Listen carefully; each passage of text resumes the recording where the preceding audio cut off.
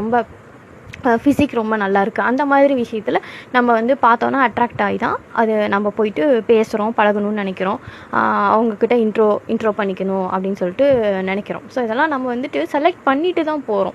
அப்போ வந்து அவங்க நமக்கு மேட்ச் ஆவாங்களா ஆக மாட்டாங்களா அது நம்ம பழகினதுக்கப்புறம் தான் தெரியும். ரெண்டாவது, நம்ம ரிலேஷன்ஷிப்குள்ளே என்ட்ரு ஆகும்போது நம்ம ஃபேக் பண்ணுறோமா, ஏன்னா நம்மளுக்கு அவங்க வேணும் அப்படின்னு டிசைட் பண்ணிட்டு போய் பழகிறனால நம்ம இந்த ஃப்ரெண்ட்ஷிப் மாதிரிலாம் நேச்சுரலாக நம்ம ட்ரூவாலாம் இருக்க மாட்டோம். நம்ம ஓன் கேரக்டர் நம்மளோட ட்ரூ செல்ஃபாக காட்ட மாட்டோம். பிகாஸ் ஃப்ரெண்ட்ஷிப்பில் நமக்கு எதுவுமே வந்து இப்படி இருக்கணும் அப்படி இருக்கணும் டிமாண்ட்ஸோ அதுக்கப்புறம் என்ன சொல்கிறது கண்டிஷன்ஸோ கிடையாது. ஆனால் ரிலேஷன்ஷிப்பில் அப்படி கிடையாது. லவ்வோ மேரேஜோ நம்ம கண்டிஷன்ஸ் அப்ளை பண்ணி தான் உள்ளேயே என்ட்ரு ஆகிறோம். அதை வந்து நீங்கள் எடுத்தோன்னே காட்ட மாட்டீங்க. உங்கள் கண்டிஷனோ உங்களோட ஒப்பீனியனோ எதையுமே உங்கள் கேரக்டரோ உங்கள் ரியல் கேரக்டரோ காட்ட மாட்டீங்க. அவங்களுக்கு நம்ம இம்ப்ரெசிவாக இருக்கணும், அவங்கள நம்ம இம்ப்ரெஸ் பண்ணணும். அதே மாதிரி ஒரு பொண்ணு அப்ரோச் பண்ணாலும் சரி, பையன் அப்ரோச் பண்ணாலும் சரி, ஃபஸ்ட்டு இம்ப்ரெஸ் பண்ணணும்னு நினச்சி நம்ம நிறைய விஷயத்தை ஃபேக் பண்ணுறோம், மறைக்கிறோம். இதனால் என்ன ஆகும்னா நம்ம ரியல் செல்ஃபு அங்கே தெரியாமே போயிடும். ஸோ வந்து அந்த ஸ்டார்டிங் இருக்கு இல்லையா, அந்த ஸ்டார்டிங்கில் இருக்க ஒரு 3 மந்த்ஸோ 4 மந்த்ஸோ நாம் வந்து அவங்களுக்கான பர்சனா இல்லை அவங்க நமக்கான பர்சனான்னு 2 பேருமே ஃபேக் பண்ணி அதை கொண்டு போனோம்னா அதுக்கப்புறம் தான் அது வந்து பிரச்சனையாக வெடிக்கும்.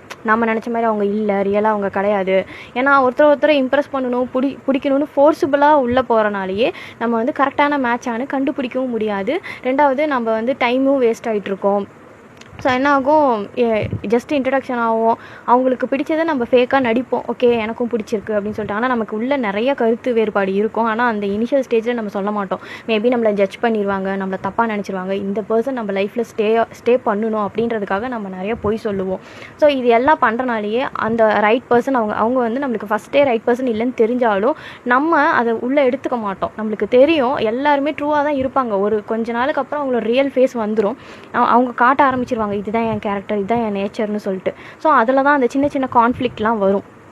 ஸோ இந்த மாதிரி வரப்போ, இந்த லவ் ரிலேஷன்ஷிப்பில் வரப்போ நம்ம என்ன பண்ணுவோம், ஃபஸ்ட்டு ஸ்டார்டிங் ஸ்டேஜில் இக்னோர் பண்ணுவோம். நம்மளுக்கு அந்த விட்டு கொடுத்து, நம்மளுக்கு பிடிக்கலைன்னா கூட பரவாயில்ல விட்டு கொடுத்து போகலாம் அப்படின்னு சொல்லிட்டு. அப்புறம் போக போக என்ன ஆகும், சண்டை முத்திரும். ஏன்னா வந்து 2 பேராலையுமே அட்ஜஸ்ட் பண்ணி போக முடியாது. சில பேர் அட்ஜஸ்ட் பண்ணி போகிறாங்க. ஏன்னா எனக்கு அதில் ஒரு பர்சன் வந்து என்னென்னா, ஓகே நான் விட்டு கொடுத்து போகிறேன், எனக்கு இந்த ரிலேஷன்ஷிப்பை கொண்டு போகணும், ரொம்ப நாளைக்கு கொண்டு போகணும், எனக்கு லைஃப் லாங் வேணும் அப்படின்றதுக்காக ஒருத்தர் அதில் வந்து நிறையவே வந்து என்ன சொல்கிறது, அவங்க வந்து இழக்கிறாங்க. அவங்களோட இதை வந்து சாக்ரிஃபைஸ் பண்ணுறனால தான் அந்த ரிலேஷன்ஷிப் வந்து ரன் ஆகிட்டுருக்கு. ஆனால் எல்லா ரிலேஷன்ஷிப்பும் அப்படி கிடையாது. ஃபஸ்ட்டெல்லாம் அட்ஜஸ்ட் பண்ணி போயிட்டு இருந்தாங்க. ஆனால் இதுக்கு முன்னாடி ப்ரீவியஸ் ஜென்ரேஷனில் நிறைய பேர் வந்து இந்த அட்ஜஸ்ட்மெண்ட்டு இந்த சாக்ரிஃபைஸ்லாம் பண்ணாங்க. ஆனால் இப்போ வந்து ஈஸியாக எல்லாருக்கும் நிறைய பேர் வந்து அவைலபிளாக இருக்காங்க.